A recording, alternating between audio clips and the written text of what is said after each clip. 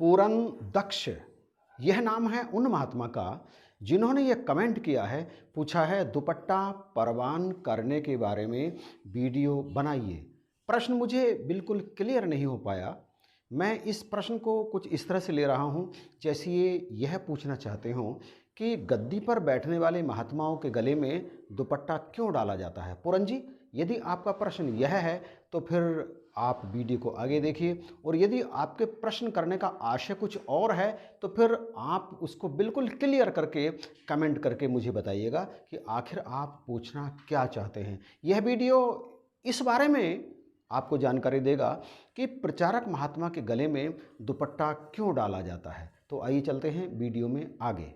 प्यारे भाइयों बहनों, आप संत निरंकारी मिशन के प्रत्येक सत्संग में यह देखते हैं कि प्रचारक महात्मा को जब गद्दी पर बिठाया जाता है तो उनके गले में एक सफ़ेद रंग के कपड़े का दुपट्टा डाला जाता है। आखिर क्यों?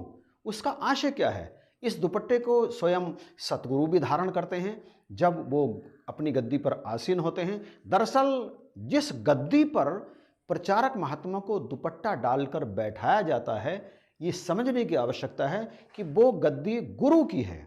गुरु की गद्दी, उसे गुरु की गद्दी कहा जाता है। और उस गद्दी पर हमारे संत निरंकारी मिशन में किसी भी प्रचारक महात्मा को बैठा दिया जाता है, लेकिन उससे पहले उनके गले में दुपट्टा डाला जाता है। दरअसल ना केवल वो गद्दी जिस पर प्रचारक महात्मा बैठकर सदगुरु की बात करेंगे, सदगुरु का प्रचार करेंगे, ना केवल वो गद्दी सदगुरु की है, बल्कि जिस दुपट्टे को उन्होंने अपने गले में डाला है वो दुपट्टा भी दरअसल सतगुरु का ही है।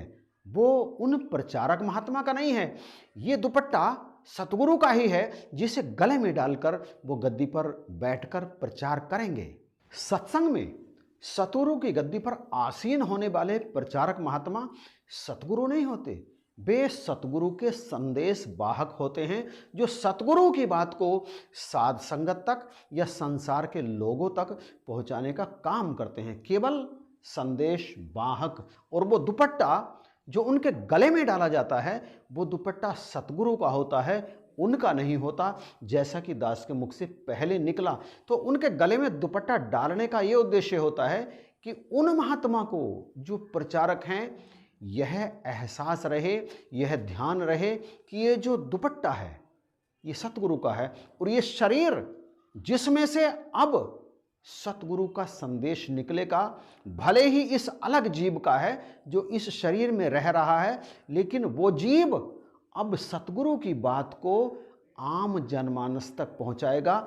ये दुपट्टा इस बात का एहसास रहेगा कि उसके मुख से निकलने वाली हर वाणी सतगुरु की वाणी ही मानी जाएगी। ये एहसास उस महात्मा को रहेगा जिसके गले में दुपट्टा है, और दुपट्टा उसे इस बात का एहसास दिलाता रहेगा कि ये शरीर भले तेरा है, लेकिन तेरे अंदर बैठा हुआ जीव तेरी बात नहीं कर रहा, प्रचारक की बात नहीं कर रहा, वो बात कर रहा है इस दुपट्टे के मालिक सतगुरु की। वो प्रचार कर रहा है इस दुपट्टे के मालिक सतगुरु की।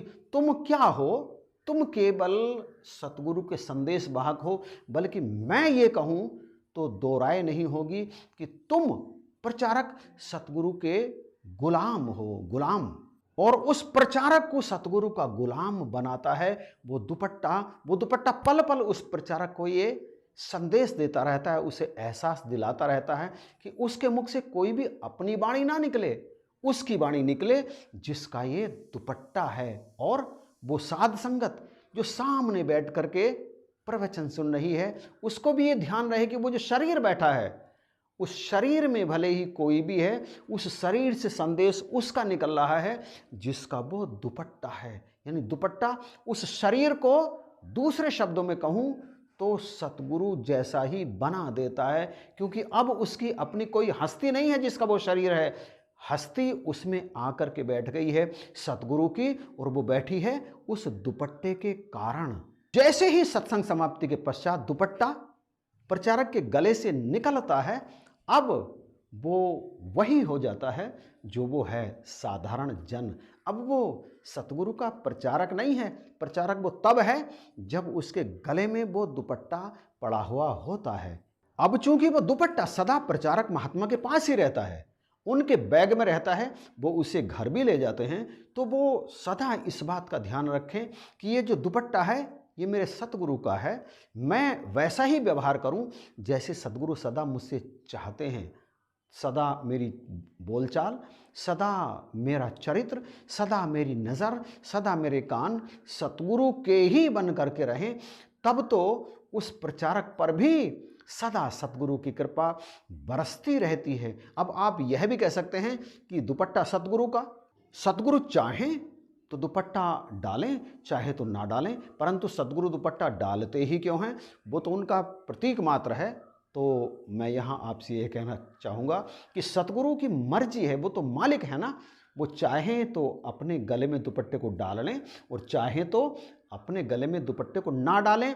वो किसी भी तरह से, चाहे दुपट्टे के बिना, चाहे दुपट्टे के सहित, अपनी बात आम साध संगत या जनमानस तक पहुंचाने के लिए स्वतंत्र हैं। वो चाहें तो दुपट्टा डाल लें, ना चाहें तो दुपट्टा ना डालें, उनके लिए दुपट्टे की कोई अनिवार्यता है ही नहीं। परंतु जो दूसरे प्रचारक हैं उनके लिए दुपट्टे की अनिवार्यता है, क्योंकि वो सतगुरु का संदेश जनमानस तक पहुंचाते हैं और वो दुपट्टा उनके गले में सतगुरु का प्रतीक है। प्यारे भाई बहनों, मुझे लगता है कि अब शायद सभी को प्रचारक महात्मा के गले में दुपट्टा डालने का मतलब पता चल गया होगा। ये वीडियो आपको कैसा लगा इसके बारे में कमेंट में आप बताइएगा ज़रूर। यदि पसंद आया है तो इसे शेयर कर दीजिएगा और चैनल यदि अभी तक सब्सक्राइब नहीं किया है तो प्लीज़ इसे भी सब्सक्राइब कर दीजिएगा। इन्हीं शब्दों के साथ आप सभी को जय हिंद, नमस्कार और प्यार भरी धन्यवाद।